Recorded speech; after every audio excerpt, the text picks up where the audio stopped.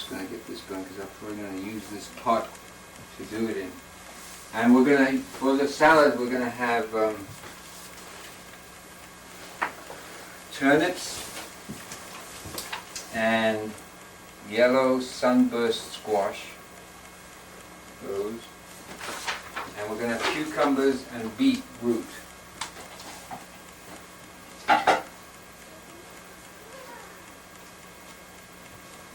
Cucumber and beetroot. So I cut those. The other key thing about cooking in the summertime is that you make your cutting small. Right? So there's a small. You use much more fine. Tend to use much finer cutting. Make your vegetables smaller because that means that you're emphasizing more the yin aspects, the more.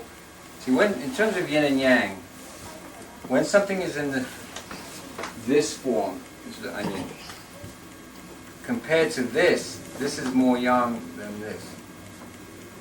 The whole vegetable is more yang than the broken up vegetable. And the more pieces you break up your vegetable into it, the more yin it becomes in terms of its energetics. So summertime you want to cook more yin style, and that's one of the aspects of cooking more yin, that you cut everything more fine. What if you cut stuff fine? What if you cook it in large pieces and you cut it fine before you eat it? Is there a difference? Yeah, I think so. I mean, you could do that. But I mean, is that the same thing? No, it's not the same. It's not the same thing. No, because basically cooking is a way of kind of freezing or stilling the energy. So what are you doing when you chop it up before you eat it? You're allowing more of this flow to go on. You mean after you've cooked it? Yeah, after you cooked it. Well, I think cooking it just freezes it, so it doesn't matter what you do after you cook it. You're not going to make much difference. Okay, I don't think. Well, it makes well, some people might disagree with that, but my feeling is that in terms of you want to get it while the thing is still, so to speak, alive. Yeah, I just wondered if it changes how much it changes the yin and yang at that point. I don't think so, not too much. Because a lot of people will, you watch them eat, they'll cut their stuff up, and then they'll eat it all at once. So that's some kind of indication of something. Yeah, right. It probably does make it more yin, but not to the same degree, I don't think. Okay, that's good. Right. Okay, so that's going to be the boiled salad. I'm going to put a dressing on it of, let's see what I'm going to do. I really haven't thought about this. I think I'm going to use ginger anyway. I'm going to use ginger. Make a ginger kind of salad dressing. What else is going to go in? I'm just going to kind of wing it, see what happens. And then we're going to have the greens are going to be steamed, mainly dandelion greens, mixed with Russian kale. But there's mainly dandelion. Like in terms of this class, there's 4 bunches of dandelion greens and 2 bunches of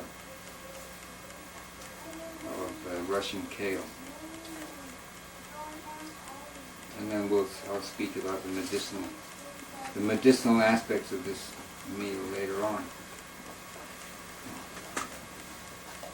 The Russian kale, which the leaves are more jagged. Yeah, well, they're more sort of like rounded. Is that more yin than, say, than collard greens? Yeah, and they're more yin than the crinkly kale. Well, the crinkly kale is more yang. More yang? Right. Oh, I thought it was the other way around. I think it's more yang. What's the difference between the kale and the collard? It is also very yin or yang. Well, the collard greens I think are more. I'm making a racket there. Right. The collard greens I think, because they're flat and open up, are actually more yin than kale, generally speaking. But I think the Russian kale is more yin because when you look at it, it's more finer textured. Is it the red kale? No. Russian kale is different. It looks like red kale. Looks like red kale, but it's not as no red. red for one thing. Oh, Right. I don't think I've seen that.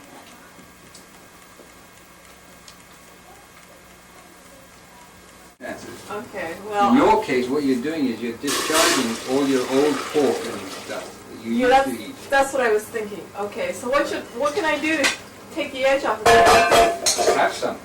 The general, Oh! the recommendation is, in order to stop those intense cravings, It's been pretty intense this last week especially. It's like every day I'll imagine coming in through my window asking somebody's cooking some, a stir fry with, some meat in it or something. right, well that's what you do. You have to Okay.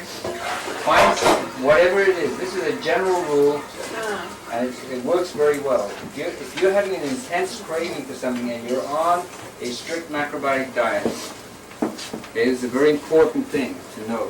If you're on a strict macrobiotic diet and you're having intense cravings, then what you have to do is, well, what it means when you're having intense cravings, what it means, I better push this off so this can get on the video here. If you're having intense cravings, what it means is that whatever it is you're craving is being detoxed out of your body. And as it's being detoxed, it's coming out through your tongue. And as it's coming through your tongue, you taste it as it's leaving. And that's why you get such an intense craving. You could also smell this stuff. Like I knew one lady, she had endometriosis, and she did the diet, and after about 2 years, she just started stinking of hamburgers, and she was mortified. I said, that's all those older hamburgers you ate coming out. But then you said to have some. Yeah, and I told her find the best quality hamburger she could find, and have a smaller portion of it.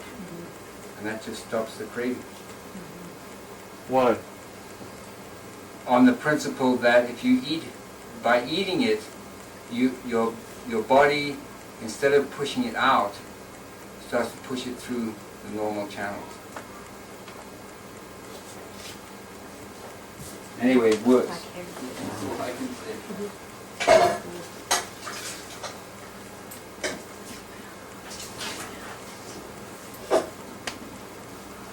What are you That's- doing now? That's what you do. Of course, the key thing to do is not to go hog wild, Right. Just have it, go to some place, buy a small portion of it, and eat just that. Don't eat the whole. that's the other thing. Steak is the other thing I've been thinking about a lot. It's really weird. All those three things, it's just been on my mind every day. So that means that Last week. those accumulations that are manifested are starting to come out. Well, I haven't eaten a steak in decades. Right, In like 20 years. right. But I had an interesting letter. I have this friend, or she's an acquaintance, been macrobiotic a long time, and he's in Korea right now. And I keep on getting these missives from him, scribbled on people. All he writes is just one sentence or two sentences. He said, I have a new idea here. He says, in the same way that yin attracts yang and yang attracts yin, if you eat healthy long enough, you start to be attracted to unhealthy food to make balance. Oh, Yeah, I believe Oh, that. yeah, I believe that too. I do too. In other words, if you eat too strict, it's the Yes. basic thing. If you eat too strict for too long, it acts to cause the body. Well, first of all, the body gets so constricted and so tight that you're just attracted to eating something that's very yin. And a lot of people in macrobiotics fight that, because they're so wound up with this idea that there's this pure food, and if you don't eat this pure food, then that means that you're not going to be pure, da da da da. But that's not the case. You have to realize that the body is an extremely highly developed organism that can do tremendous things. And if you try to constrict it by eating too strict, then you're going to end up just as bad off as if you're eating all over the place and you don't know what you're doing. And that's the reason I believe that Aline Kushi developed cancer. And it's very interesting, nobody's talking about that, All the editorials and all the stuff that's about her condition are all saying, macrobiotics is not a cure for cancer, and we should be compassionate and caring for her. And it's like all this wishy-washy stuff going on, Nobody's Nobody's ever raising the point that nobody ever got. I realize that. I just You know, you got to realize that it's still in infancy. so it's hard to when you're talking to somebody to explain that it is in its infancy and it's going to be trials and tribulations. Right. So it opens you up for Right. it opens you up for challenge. And all the early people were basically doing it by the seat of their pants, you know. And we're just learning as we go along. So now we have a pretty much.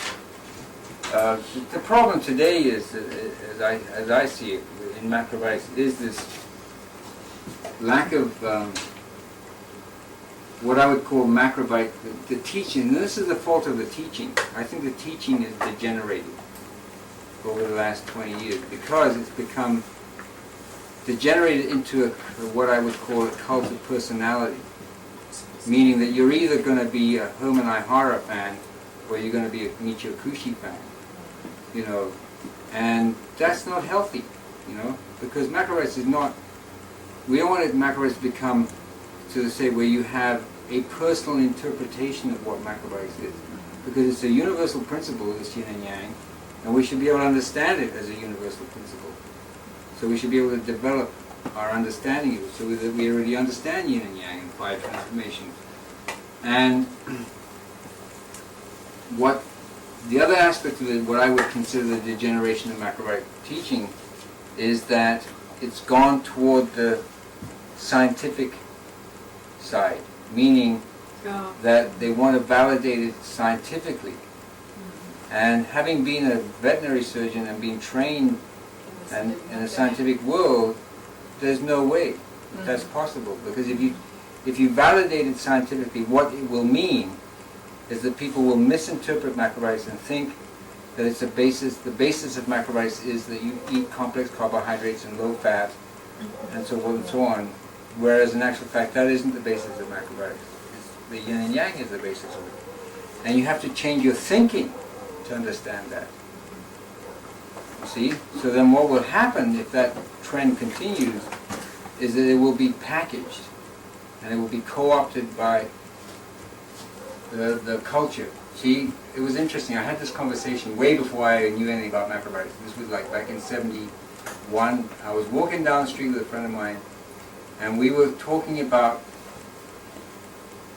the LSD drug culture, how that was potentially extremely revolutionary in terms of being an evolutionary leap forward. All the things that came out of the early 60s could have taken the culture to another level. And we were trying to figure out why that hadn't happened.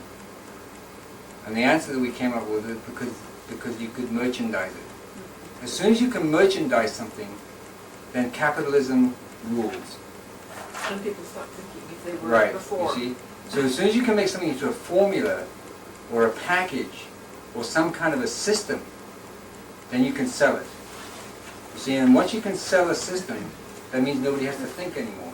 Oh, so that's if you wanted to sell something, that would be how you would do it then, huh? That's right. And if people have tried to package macrobiotics for the last 20 years. I mean, I've had so many conversations with people trying to, if we could package it and sell it, then more people would do it. And I said, no, that was not the case, because they wouldn't be doing macrobiotics if you could do that. They would be doing something else.